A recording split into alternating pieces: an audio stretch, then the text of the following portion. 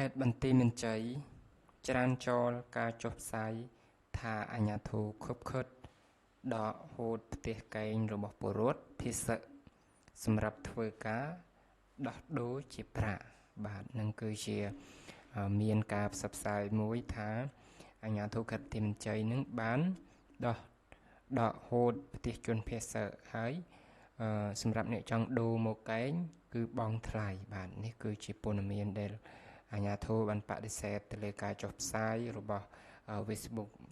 មួយបាទយើងនឹងចង់ដឹងថា Facebook មួយណាដែលចុះផ្សាយបែបហ្នឹងយើងនឹងបានអានឲ្យដឹងទាំងអស់គ្នាបន្ថែមបាទរដ្ឋបាលខេត្តបន្ទាយមានជ័យបានចេញសេចក្តីប្រកាសព័ត៌មានផ្លូវការមួយដោយធ្វើការច្រានចោលទាំងស្រុងចំពោះការចុះផ្សាយលើបណ្ដាញសង្គម Facebook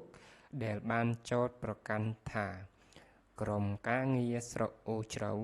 និងលោកមេភូមិជោគជ័យខុបខិតគ្នាដកហូតលេខផ្ទះដែលនៅជាប់កែងផ្លូវធំទុកលក់ឲ្យអ្នកចង់បដូរផ្ទះត្រូវចំណាយលុយ4លាន50ម៉ឺនរៀលបាទច្រើនបងប្អូនសម្រាប់អ្នកដែលចង់ដូរផ្ទះអាហ្នឹងបើតាមការចុះផ្សាយតាម Facebook បាទការចេញមកបំភ្លឺនេះធ្វើឡើងបន្ទាប់ពីគណនី Facebook ឈ្មោះកាមទេពលឹមហុងបាទកាមទេពលឹមហុងបានចុះផ្សាយតាម Facebook បាទកាលពីថ្ងៃទី15ខែកក្កដាឆ្នាំ2026បានបង្ហោះព័ត៌មានមិនពិតពាក់ព័ន្ធនឹងការបែងចែកផ្ទះជូនប្រជាពលរដ្ឋរងគ្រោះបាទសេចក្តីប្រកាសព័ត៌មានរដ្ឋបាលខេត្តបន្ទាយមានជ័យចុះថ្ងៃទី16ខែកក្កដានេះបានបំភ្លឺជូនសាធារណជនថាបងប្អូនប្រជាពលរដ្ឋរងគ្រោះដោយសារសង្គ្រាមឈ្លានពានពីសំណាក់យោធាថៃដាក់កុងតឺន័ររាយបន្លាលុះហ៊ុំព័ទ្ធផ្ទះសម្បែងដីធ្លីមានភូមិជោគជ័យភូមិព្រៃច័ន្ទឃុំអូ3ជាន់ស្រុកអូជ្រៅនិងភូមិបន្ទាយមានរិទ្ធភូមិសាមគ្គីភូមិត្រពាំងសំរោងភូមិផ្លូវបំបែកនិងភូមិបឹងសុក្រំឃុំកុរមៀតស្រុកថ្មពួកខេត្តបន្ទាយមានជ័យបាទគឺរាប់ព្រំដែនហ្នឹងគឺវាយោអស់ច្រើនទីតាំងបងប្អូនបាទហើយក៏មានជនភៀសបងប្អូនយើងក៏ច្រើនមួយចំនួនដែរបាទដែលបានទៅនៅផ្ទះដែលខាងអាជ្ញាធរបានរៀបចំជូននឹងបាទហើយក៏ឮពាក្យរកម្មរកុសទៅតាមការបណ្ដាញសង្គមឲ្យជាដើមបាទត្រូវបានរាជរដ្ឋាភិបាលដែលមានសម្ដេចតេជោបងប្អូនហ៊ុនសែនប្រធានព្រឹទ្ធសភាសម្ដេចធិបតីហ៊ុនម៉ាណែតនាយករដ្ឋមន្ត្រីបានយកចិត្តទុកដាក់គិតគូរជាខ្លាំងទាំងការរស់នៅនិងជីវភាពប្រចាំថ្ងៃរបស់បងប្អូនដែលជាជនភៀសនឹងបាន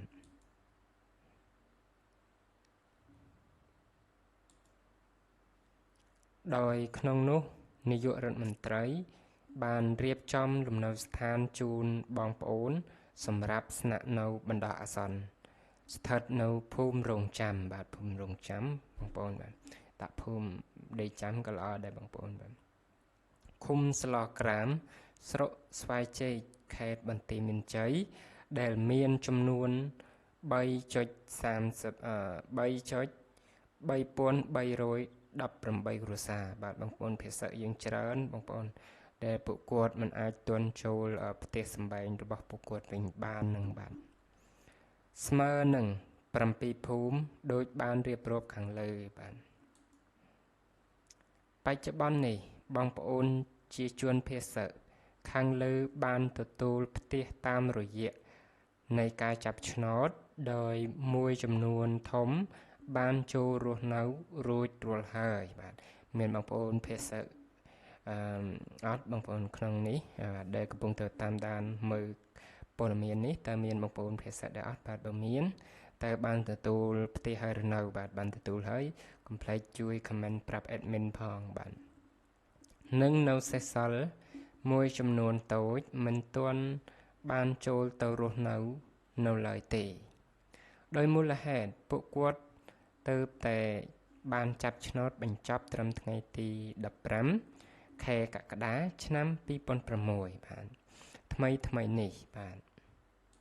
អញ្ចឹងបងប្អូនមួយចំនួនដែលទៅតែចាប់ឆ្នោតមិនទាន់បានរស់នៅឡើយទេបាទទៅតែចាប់ឆ្នោតបណ្ដើបាទប្រទេសសង្ហើយគឺចាប់ឆ្នោតបណ្ដើបាទរដ្ឋបាលខេត្តសង្កត់ធ្ងន់ថាម្យ៉ាងទៀតការចាប់ឆ្នោតទទួលយកផ្ទះមិនមានការខុបខិតគ្នាដកហូតផ្ទះកែងសម្រាប់ធ្វើការដោះដូរជាប្រាក់ដោយបណ្ដាញសង្គម Facebook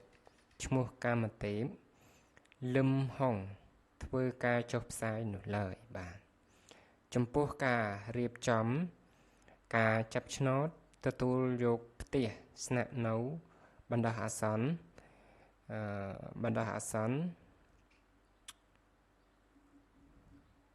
រដ្ឋបាលខេត្តបានរៀបចំក្រុមការងារចម្រុះខេត្តបានទទួលខុសត្រូវក្នុងការចាប់ឆ្នោតទទួលយកប្រកបដោយតម្លាភាពដោយមានការចូលរួមពីអាជ្ញាធរមូលដ្ឋានពាក់ព័ន្ធអ្នកសារព័ត៌មាននិងសាធារណជនបាទចំពោះខ្នងផ្ទះដែលមិនទាន់ចាប់ឆ្នោតគឺទុសម្រាប់ជនភៀសសិកបាទមានខ្នងផ្ទះដែលមិនទាន់ចាប់ឆ្នោតហ្នឹងគឺសម្រាប់សល់ទុជនភៀសសិកទៀតបាទដែលមិនទាន់មកចាប់ឆ្នោតណាបងប្អូនបាទដែលមានជនភៀសសិកយើងរហូតមកដល់ពេលនេះមួយឆ្នាំហើយបងប្អូននៅមិនទាន់បានមកចាប់ឆ្នោតគ្រប់គ្នានៅឡើយទេអញ្ចឹងបងប្អូនដែលអត់ទាន់បានផ្ទះបាទរាយការណ៍ទៅអាជ្ញាធរដើម្បីខាងអាជ្ញាធរគិតគូរជូនផ្ទះដល់បងប្អូនបាទដោយមិនទុសម្រាប់ឲ្យទៅបុគ្គលណាមួយឡើយបាទគឺយើងអាជ្ញាធរទុសម្រាប់តែបងប្អូនជនភៀសសិកតែប៉ុណ្ណឹងបាទក្រោយពីបងប្អូនប្រជាពលរដ្ឋជនភៀសសិកបានទទួលផ្ទះតាមរយៈនៃការចាប់ឆ្នោតរួចហើយពួកគាត់ត្រេកអរនឹងចូលរស់នៅរៀបចំផ្ទះសម្បែងរៀងខ្លួនបាទមានបងប្អូនគាត់បានរៀបចំបន្ថែមទៅលើបន្ទាប់ពីគាត់បានផ្ទះហើយបាទក៏សូមចូលរួមត្រេកអរចំពោះបងប្អូនដែលបានទទួលផ្ទះនៅហើយបាទហើយយើងរងចាំសិនទៅបងប្អូនទាំងរួមនឹងខាងរដ្ឋាភិបាលបានដោះស្រាយជូនបងប្អូននោះបាទព្រមទាំងមានការដាំឬប្រកបមុខរបរលក់ដូរមិនដែលមានអ្នកណាម្នាក់បានចំណាយថវិកាលើការទទួលផ្ទះតាមរយៈនៃការចាប់ឆ្នោតឡើយបាទគឺអាជ្ញាធរបញ្ជាក់ហើយថាគ្មានការទទួលបានដោយគ្មានការចាប់ឆ្នោតទេបាទតើចាប់ឆ្នោតទៅទទួលបានបាទគឺតម្លាភាពបាទនេះបើតាមការអះអាងរបស់រដ្ឋបាលខេត្តបាទនេះគឺជាការអះអាងរបស់រដ្ឋបាលខេត្តបន្ទាយមានជ័យបាទក្រសួងមហាផ្ទៃបញ្ជាក់ថាគិតត្រឹមថ្ងៃទី15ខែកក្កដាឆ្នាំ2026នេះមានពលរដ្ឋចំនួន20,000 នាក់បាទស្មើនឹង 2391 នាក់អូច្រើនមែនទេបងប្អូនមិនតិចណាបងប្អូន20,000វាស្មើនឹង 20,000 នាក់ជាងបងប្អូនអ្នកទៀតក្នុងនោះស្ត្រី10,000 1393 នាក់បាទគឺច្រើនមែនទេបាទបងប្អូនភាសានិងកុមារ6066 នាក់ទៀតបាទនៅច្រើនបងប្អូនពុំទាន់អាចវិលត្រឡប់ទៅលំនៅឋានវិញបានឡើយបន្ទាប់ពីភូមិនិងផ្ទះសម្បែងត្រូវបានយោធាថៃចូលកាន់កាប់និងបំផ្លិចបំផ្លាញដោយខុសច្បាប់បាទក្រោយបាត់ឈប់បាញ់ចូលជាធរមាន បាទបងប្អូនសម្រាប់ព័ត៌មានថ្ងៃនេះគឺសូមបញ្ចប់ទៅត្រឹមនេះសូមអរគុណសម្រាប់ការតាមដានកុំភ្លេចជួយចុច like ហើយនិង Subscribe ម្នាក់មួយផងបងប្អូនដើម្បីខ្ញុំបាទបន្តធ្វើព័ត៌មាននិងយកព័ត៌មានថ្មីៗមកចែកជូនសម្រាប់បាទសូមអរគុណសូមជម្រាបលាបាទ